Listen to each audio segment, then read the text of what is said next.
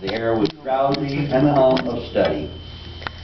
With the hum of study, by and by Mr. Dobbins straightened himself up, yawned, and then unlocked his desk and reached for his book, but seemed undecided on whether to take it out or to leave it. Most of the pupils glanced up languidly, but there were two among them that watched his movement with intent eyes. Mr. Dobbins fingered his book absently for a while and then took it out and settled himself in his chair to read. Tom shot a glance at Becky. He had seen a hunted and helpless rabbit look as she did with a gun leveled at his head. Instantly he forgot his quarrel with her. Quick, something must be done in a flash, but the very imminence of the emergency paralyzed his inventions. Good, he had an inspiration. He would run and snatch the book and spring through the door and fly. But his resolution shook for one little instant and the chance was lost. The master opened the volume. If Tom had only that wasted opportunity back again. Too late, for there was no help for Becky now, he said. The next moment the master faced the school. Every eye sank under his gaze. There it was, in which even the innocent with fear. There was silence, while one might count 10. The master was gathering his wrath. And then he spoke. Who tore this book? There was not a sound. One could have heard a pin drop. The stillness continued after search, face after face, for signs of guilt. Benjamin Rogers, did you tear this book? A denial. Maybe. Another pause.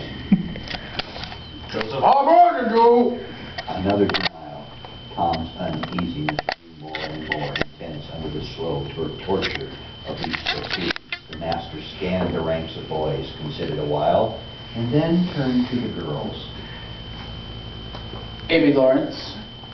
A shake of the head. Gracie Miller.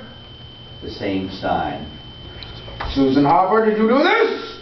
Another negative. The next girl was Becky Thatcher. Tom was trembling from head to foot with excitement and a sense of the hopelessness of the situation. Rebecca Thatcher. Tom glanced at her face. It was white with terror. Did you tear... No, look me in the face! Her hands rose in appeal.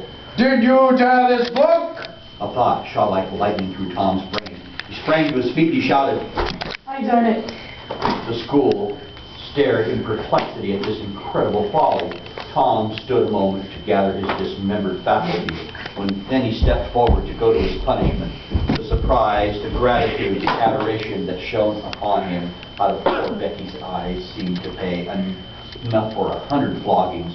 Inspired by the splendor of his own act, he took with an outcry the most merciless flogging that even God administered. Up against the table, boy. Do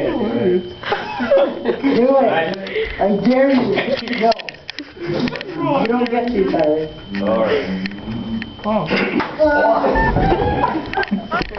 Okay. That's all I got. Beat him up one time. One more time. Oh.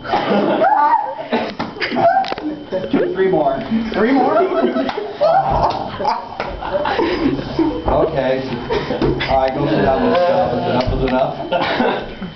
For he knew who would wait for him outside until his captivity was done, and not count the tedious times of lost neither. Tom went to bed that night planning vengeance against Alfred Temple for the shame and repentance Becky had told him all, not forgetting her own treachery.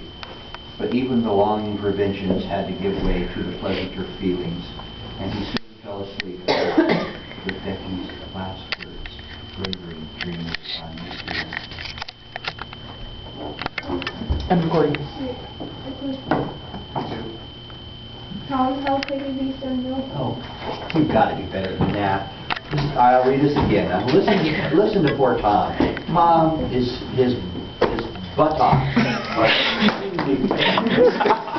Okay, and he is going to sleep. And you on his mind. And then you said to him that made the whole